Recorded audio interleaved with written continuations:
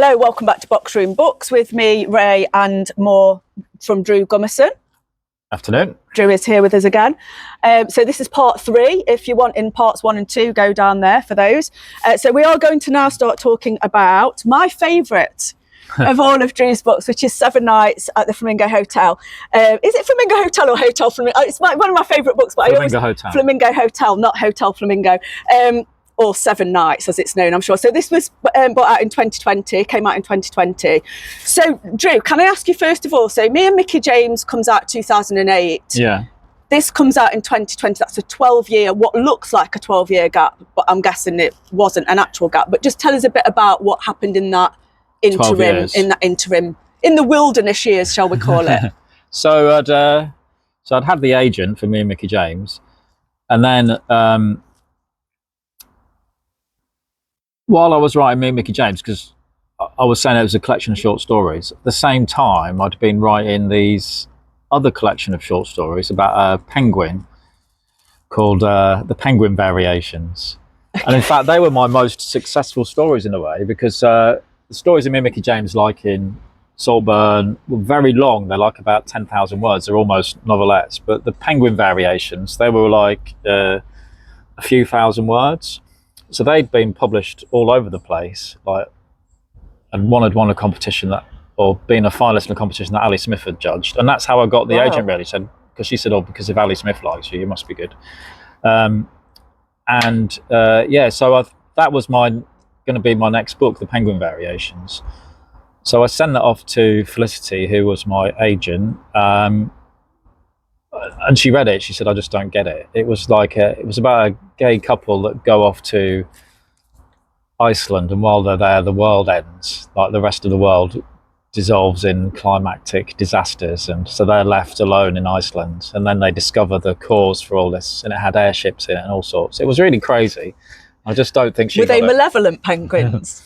Like in Wallace and Gromit? Do you think, has this come from your love of Wallace and Gromit in any way, shape or form with Feathers McGraw? I can't remember where the penguins were in it. There obviously was penguins in it, if I call it The Penguins Variations. I can't remember now, but so... This is the thing, guys, right? Writers forget their own, don't you? You forget your own work, don't you? Yeah. It's the thing. Anyway, so she didn't like The Penguin Variations. So then I thought, right, I've got a well-regarded agent. I need to be writing like commercial fiction. So I think I tried to write another book, and that was like a dystopian science fiction book about someone that I'd really liked, Jose Saramago, and he'd written a book called All the Names, which is about a man that works in a kind of a warehouse where they keep everybody's names, and he becomes involved and he tries to find this person that he finds a card for. So my book was a bit, I guess, similar to that Jose Saramago book. And I even experimented writing with no punctuation and all sorts. And so I sent her that, and she didn't like that either. And then I think she just said that I don't think we're not on the same page. Yeah. Oh, God, sorry for that terrible pun. Sorry. So she said, like, we parted ways, which I've got. There's no like sour grapes. So it's amazing that I got an agent and got a big publisher. So I think I look back now, I think that's an amazing thing. I've got nothing but positive thoughts about that, because it's easy to become cynical. Yeah. But at the time, I didn't tell anybody. Like, nobody really asked me about my writing life anyway. So I didn't say anybody I wasn't with an agent anymore. Nobody asked. So it was just kind of, my writing life is not part of my real life anyway. So nobody really noticed. But then I spent a long, long time writing a book called Cooper's Tube, which we might get to later. But that was like, I spent years writing that. And how long was this? What was the word count on this? So Cooper's Tube was 130,000 words. But now, it still exists, but now it's only about 35,000 words. I mean, that's a hefty cut, isn't it? I've cut about 100,000 words. And also the words that were left, I've completely rewritten. Yeah. But I liked the idea of it. So there was that. I think I sent Cooper's Tube off to a few different people. Like I've said before, I don't really send much off. I just think kind of always moving forward. That's the most important thing. So the Cooper's Tube was kind of dead in the water. And then I started writing a book called The 7 Arms of the Octopus, which was like another thriller, and it had loads of different timelines and like what was it about? So let me just think. I should know about what this is about. It was I can't remember. If I try and remember now, you'll just be sat here watching me think. I can't remember anyway. So it was really complicated. And I remember being at work one day and just thought, oh, this is we're talking about 7 nights. So I remember thinking, well, I can't do 7 this arms of the anymore. octopus, 7 nights. I mean, the number's there. I thought, I can't do this anymore. I'm giving up. I'm just going to write what I like. So I just thought, I had an idea of a hotel dishwasher waking up in his room one morning. And that idea, do you know where that idea came from? I don't, but that's literally all I had. So then I was writing on my phone on notes, and so I just thought, I just ended up like in my lunchtime at work and just put in funny stories about this dishwasher in the hotel. And I just kept doing it, and I thought, just making myself laugh really. I ended up with like hundreds of like little just snippets of like dishwasher stories. And then so that's where that came from, just like lots of little bits on my phone that made me laugh. And then one day, do you think your brain does work more like, do you think you are really at heart more of a short story writer? Yeah. But then I got fed up with that, and I just thought, I thought it's too rude, I suppose, to be published. And too, like, no one's going to like this. So I gave up on that. And I didn't look at it for 6 months. And then one day I was at work again. I picked my phone out and started reading it, and it made me laugh. Yeah. I thought, this is funny. You know you're on something if you can make yourself laugh, don't you? So then I started posting it on ABC Tales. But at the time, it wasn't Flamingo Hotels. It became Flamingo Hotel, and it wasn't put in days. So I had all these notes, and I thought, well, each day's got to have a theme. So like, I thought, today's about a day off, or today's about being at work in the kitchen, today's like stacking the chairs. And then each day is split into him waking up, and then there was like those things that happen at the beginning of every chapter. There's like a memory from his past. So they were scattered around these notes. So they became more structured. So it was waking up, thinking about his past, what happened in the day, and then a kind of a resolution at the end. So I've put them into 7 days, and then one of the chapters is lots of little bits. I don't know if you remember. They were just the bits that were left over. They just get dumped in a chapter at the end, but it seemed to work. And I started posting on ABC Tales, and it became like almost a manic thing. I had to do it. So I was like posting every 3 days. That meant organising it and editing it and getting it to how I wanted it. What, as in because there was people there, there was a demand for it, there was people there waiting for it? Or... In my head there's a demand. Right. In my head I thought, I've got to do this. You've kind of like created a deadline for yourself. And it was from kind of October, what day did it come out? 2020. October 2019. So for that, I wanted it finished by Christmas. So that was my want to finish this by Christmas. So I was posting it every couple of days, and it did get like, because ABC Tales, they have cherry picks and stories of the week, stories of the month. So a lot of people were reading it and getting comments, and people liked it. So I kind of felt I want to carry on doing this. There was like a. And would you say, you know, if people want to read more short stories, that's a good place to go to yeah, read? Definitely. Yeah. I've been on ABC Tales since 2004. So yeah, me and Mickey James appeared there. All of my short stories appeared there. Not now, because I tend to think they might get published now, and so I don't post them there now so much, but I do occasionally. And so I posted them all there, and then it was done at Christmas, and I wasn't really thinking about it getting published. I just thought, we're talking about this gap, so I'd given up really. I just thought, I'm not going to get published again. There's no way. I don't want to go through that gravy chain of finding an agent, and I'd kind of accepted I'm not commercial in the sense of like I'm going to be in the WH Smiths or Tesco's, or if they sell books, they don't, do they? Sainsbury's, they sell books. But I'm never going to be that. So I just thought I'd given up really. Then I saw Bearded Badger, the publisher, started posting on Twitter, as it was then, just as himself really, as Paul Handley, talking about books, and we got chatting about books, and we liked the same things. We liked Willie Vaultin and other stuff, John Fante, Charles Bukowski. So when he said he was opening for submissions, I'd been to see all my stories involve drinks. I've been to see Madonna, and got really drunk, and I can't remember it, which is really bad actually.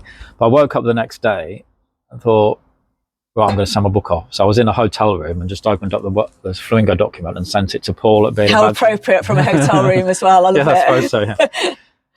And then he really liked it, and it got published. But again, I I wasn't really thinking about it getting published, Yeah. but it worked out really well with, obviously he liked it, and it kind of struck a chord with, because it did well really, because it was lockdown, and I don't know if that helped us or not, but kind of people got behind it. And Yeah.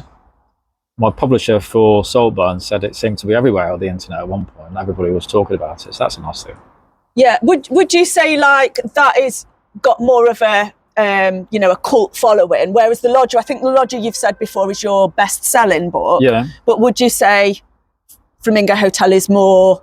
It's got more of a like a cult following sort of thing. It's got more fans, kind of thing, or is that just me being?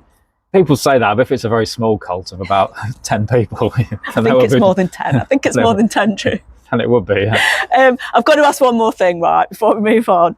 And you did say you thought at one point it was too rude, right? So the butthole thing, Yeah. people shoving things up their butt. Every Drew book has got people shoving things up their bumholes. Do you think it's partly come from Vonnegut and the Vonnegut, the Vonnegut butthole thing, where it's the like star-shaped thing that he's actually got, hasn't he? I don't know whether it's whether it's Breakfast of Champions or Slaughterhouse. I can't remember. I think it might be Breakfast of Champions. I think maybe. I thought it appeared in his biography, where it appears every. It's in there as well. Yeah, it is in there. But is that just coincidence? Or he's got to be an influence, surely, Drew, or not? For Flamingo, I don't know. Or just you would you say you in general that he's a writer that you? I get comparisons to him. Well, that's really flattering. Yeah. Obviously, but I don't know. I've read him and I like him. I was thinking Flamingo directly was so there's a book called Ablutions by Patrick DeWitt, right, which is written in the second person. So that was obviously in my head when I started Flamingo, and that's about it's worth a read. It's really good, about a bartender in California. I can't remember exactly where it's set, but that's written in second person. But the influences for Flamingo were Miranda July's No One Belongs Here More Than You. Okay. So I listened to that. I've got that audiobook. I listened to that must be 20 times as I was writing Flamingo, because it's kind of the looping internal narrative voice of her stories. I really liked that, and that came across as I was writing Flamingo. And also it's a book I love, I don't know if it's very well known, called The Lonely Hearts Club by Raul Nunez. Right. Set in Barcelona. And it's about a person that works as a night desk person in a hotel. And he looks like Frank Sinatra. And the stories are all about various characters that come into the hotel at night, and that he becomes friends with them. And that was of influence for the hotel. Right. And was there any particular reason why you wrote in second person? Was it like a kind of, people say you can't do this, so was there any, or is that just how it came into, did it just come to you like that sort of thing? Honestly, don't know really. You mentioned just before that I like short stories, but also like to set myself a challenge, otherwise it's boring. So I guess it was like, can I do that? Right. So like set myself a challenge of doing it. I've written another book actually about Tom Cruise. So I've written 20 stories, and there's 10 flash pieces which are the same, but the 10 longer stories in it are all written in different styles. So I've written I've written as a diary, I've written as a series of notes, I've written in the first person plural, I've written the first person. So they're all different styles. So I like that just to.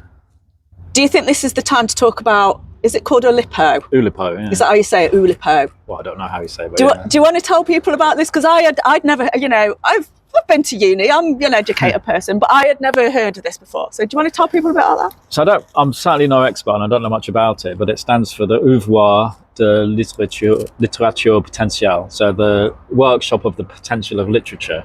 So it sounds a bit pretentious, but all it is fun. So it's like it was from the 1950s in France, and a group of writers that would write with constraints, they're called. So like you would be a constraint to write a whole book. So there's like a book that's written without an E. There's a book called Exercises in Style, which is about a man getting off a bus.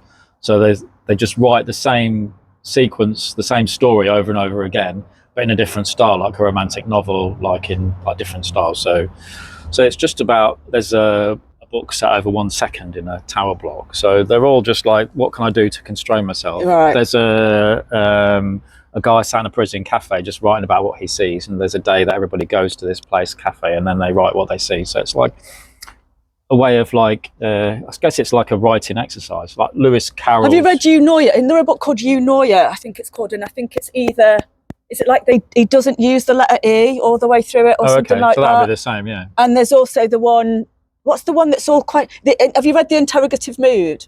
No, that's like all, it's just all questions. Oh yeah, that would be that would be Oulipo. So it's just a playful way of, but I like that. I don't know if it's because I don't try and medicalise myself, but if it's, I like structure, and like I'm not very good at small talk, and I'm much more happy if it's like a structure and I know what I'm doing. If it deviates from that, then I get anxious. Yeah. So I guess that's for my job as well. But yeah, everything, like I'm not very good just to, if I don't know there's any structure to something, I just get panicky. So then I guess that's how I write, I suppose, that I'll have this structure and I'll stick to it. There you go, fascinating stuff. That's the end of this part. Thanks for watching.